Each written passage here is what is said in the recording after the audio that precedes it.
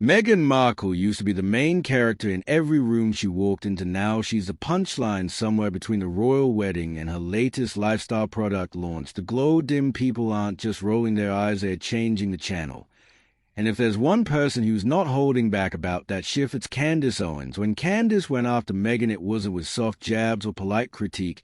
It was full throttle, no breaks commentary, and honestly, she said what a lot of folks were already whispering. Meghan has spent years building a brand on being misunderstood, mistreated, and misrepresented, but now that same brand is starting to collapse under its own weight. Let's rewind. Meghan Markle didn't just marry into the royal family. She married into a legacy, a platform, a global identity, and then decided to spend the next few years tearing it down piece by piece. Every interview, every documentary, every TAFL podcast was framed like some revolutionary act. She wasn't just telling her truth, she was crafting a narrative, but somewhere along the way the audience stopped buying what she was selling, because when you keep screaming, "I want privacy," while dropping hour-long documentaries on Netflix and giving Oprah bombshell interviews, it starts to look less like trauma and more like strategy. Candace Owens pointed this out bluntly. She didn't tiptoe. She said it flat out. Meghan isn't a victim, she's a hustler, and the whole woe is me storyline had become a punch card for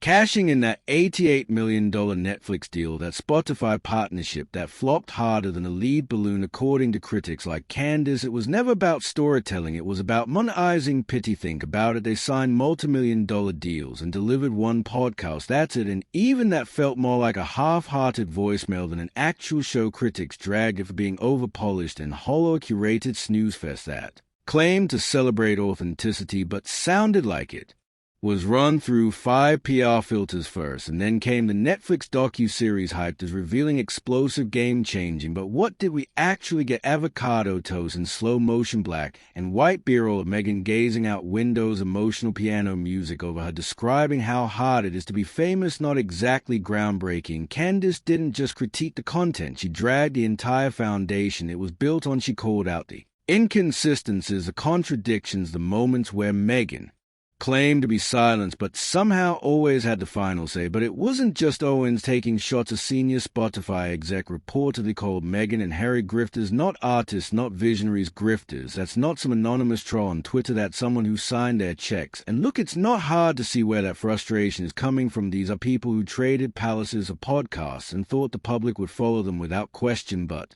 people aren't dumb, they notice when the math isn't mathing. You can't claim to be relatable when your lifestyle brand launches with jars of $30 jam in the middle of an economic crisis. Yes, Jam, Meghan's latest venture, American Riviera Orchard, rolled out with fancy jars of fruit preserves complete with ribbons and edible flour. It was meant to feel arty, intimate, like something you'd find in a cozy Montecito farmer's market. But to a lot of folks it felt more like a parody. Like who is this for? Certainly not the average family struggling to fill their gas tank. And if you're branding yourself as a voice of the voiceless, launching luxury jam in the middle of a financial downturn probably isn't a move. Candace Owens didn't let that one slide either. She called it what it looked like, a privilege parade masquerading as empowerment aesthetic over substance. Again, Meghan's playing the same song with a different beat, and people are finally changing the station. But here's the real kicker, none of this seems to slow her down, whether it's another docu series, a podcast, a brand deal, or a viral quote about how hard it is to be a duchess. Meghan keeps pushing. And Harry is right there nodding like a backup dancer.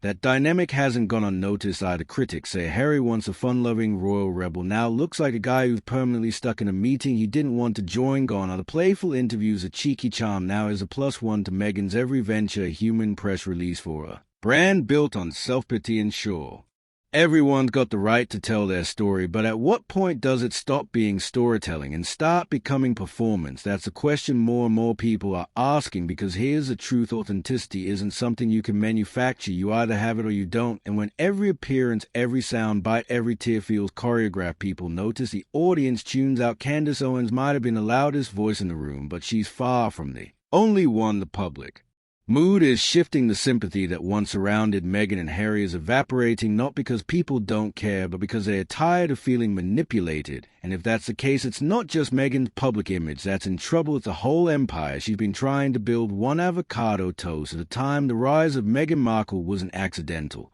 It was a playbook move written in bold font with every tabloid headline and public appearance. Her transition from actress to Duchess wasn't just a fairy tale romance. It was a branding jackpot, and once she had that title, she made sure it paid dividends. But titles alone don't build trust, and when the actions don't match the message, that trust evaporates. What's become clear is that Meghan didn't just want to reinvent herself, she wanted to repackage herself entirely. She dropped the supporting actress label and re-emerged as a misunderstood feminist icon, a silenced voice in a golden cage. The problem is when you play the victim card too.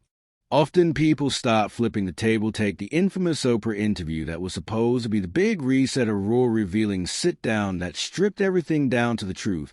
But it came off like a script. Everything felt perfectly placed, the setting, the lighting, even the pauses between dramatic statements. People didn't walk away shocked. They walked away skeptical. That's because it wasn't the first time Meghan had leaned into their all out to get me narrative. By that point, it had become a pattern. Every press appearance, every headline, every deal was threaded with the same underlying message: I've been wrong, pleased by my story. Even her Netflix content followed that same rhythm: long, moody montages, emotional close-up, scripted narration about trauma and self-discovery. But viewers weren't moved. They were exhausted. People started to wonder, if you're always a victim, maybe you're not telling the whole story. Meanwhile, the numbers told their own tale. The Spotify deal flopped. The podcast had one season, and despite the hype, audience engagement tanked. One Spotify executive even mocked them publicly, questioning not only their talent, but their willingness to work. That's not just brutal, that's humiliating. Meghan's defenders argued that she was simply misunderstood, that the media had it out for her from day one. But defenders don't pay the bills, and when brands stop seeing our eye, they stop cutting checks, and that's what makes the launch of American Riviera Orchard so baffling. Instead of rethinking the strategy, Meghan doubled down. She chose Jam Yes Jam as a cornerstone of her new lifestyle brand. Not skincare, not wellness, not even fashion. Fruit in jars. The launch was coated in luxury soft-focus videos of floral arrangements, golden lighting, and handwritten notes on delicate paper. It wasn't relatable, it was ridiculous. Even people who were previously indifferent couldn't help but roll their eyes.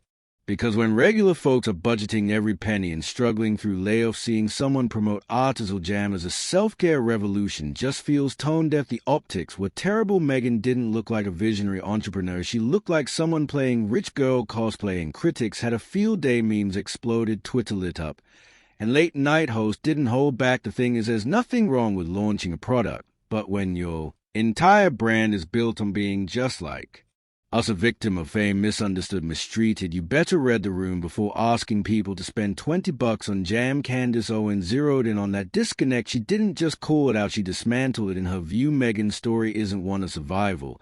It's one of calculated social climbing, a woman who saw the crown not as a burden but as a springboard. And she's not the only one saying it. Stories have surfaced from Meghan's past that challenge her carefully curated image. Former colleagues have spoken up, former friends too. There's talk of a vision board with Prince Harry on it long before they even met. If that's true, then the whole love story might not be as spontaneous as they like people to think. There are whispers about how Meghan distanced herself from her own black heritage until it became useful, that she excluded black family members from her wedding, that her narrative around race, while powerful, might also be convenient and uncomfortable to say out loud, but people are saying it because the inconsistencies are stacking up. And when you wrap your entire brand in a message of authenticity, but the seams are showing, people start pulling at the threads. And there's Harry, the man who used to be the fun royal, the rogue prince, now has become a sidekick in Meghan's one-woman show. He stares blankly in interviews. He parrots the talking points. He looks lost. Critics argue is not leading the charge, is following orders. And Meghan has turned their public life into a business, and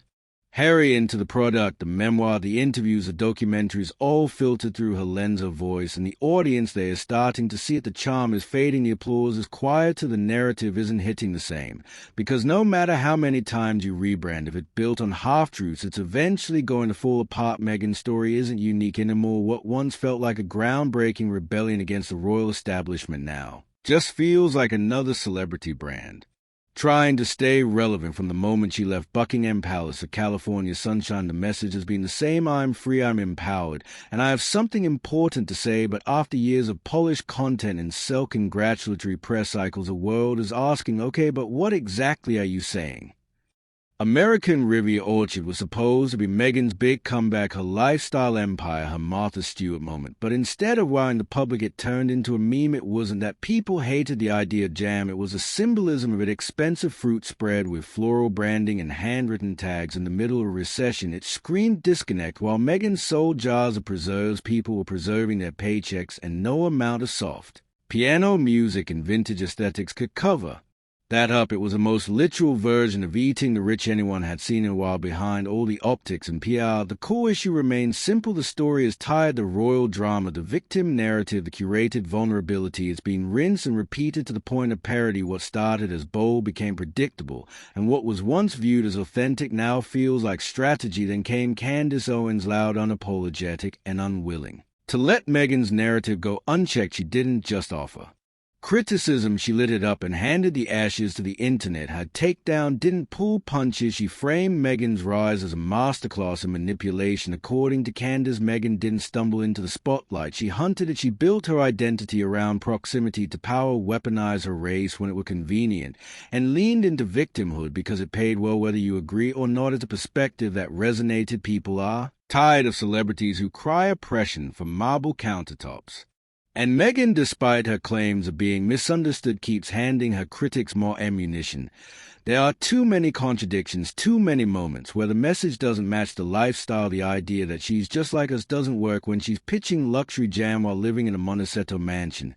The idea that she wants privacy doesn't work when every personal milestone is followed by a press release. The idea that she's breaking free from the royal family doesn't work when she clings to the royal titles like a safety net. Even the empowerment message is starting to sound hollow. Meghan often speaks about strong women independence and carving out your own path, but critics argue her rise wasn't built on breaking barriers. It was built on marrying into privilege and then flipping that access into a media empire. And then there's Harry, the once beloved prince, who now looks like he's permanently regretting his RSVP. His image has suffered. Once seen as a charming, rebellious royal, he now comes across as out of place, out of touch, and out of sync. When he speaks, it's rarely from a place of insight. It's repetition, talking points. His memoir, Spare, did more to raise eyebrows and win sympathy. Stories of frostbitten body parts and petty royal feuds made headlines, but didn't inspire respect. To many, Harry's current role feels symbolic. The husband nodding along while the camera zooms in on Meghan has become the backdrop in his own life that critics say the susses want all the perks of royalty with none of the duties. They want to use a royal name to sell content, but reject the expectations that come with it. They say they are modern, but rely on centuries-old titles to get into boardrooms. They want to be taken seriously, but keep making headlines for Tony brand moves in a way. That contradiction is at the heart of their collab, because people don't expect perfection, they expect consistency. And if your message is all about empowerment, self-reliance, and hard work, you can't outsource everything and call it a hustle. So now the big question, what's next? The Spotify deal is dead. The Netflix buzz has fizzled. The lifestyle brand launch was mocked more than it was celebrated. The narrative is unraveling. Prince William, according to reports, is done playing nice. Insiders say once he becomes king, he plans to officially strip Harry and Meghan of their HR titles. Symbolic move, sure, but a clear message that the royal family is distancing itself. No more riding the royal coattails, no more using the monarchy as a marketing tool. And once those titles are gone, so is the illusion. Meghan and Harry will be just another Hollywood couple with a podcast brand and a lot of explaining to do. Without the royal drama, without the sympathy, and without the endless second chances, they'll have to rely on something else: actual talent, actual value, actual work. Because the one thing nobody can fake forever is being real. And the audience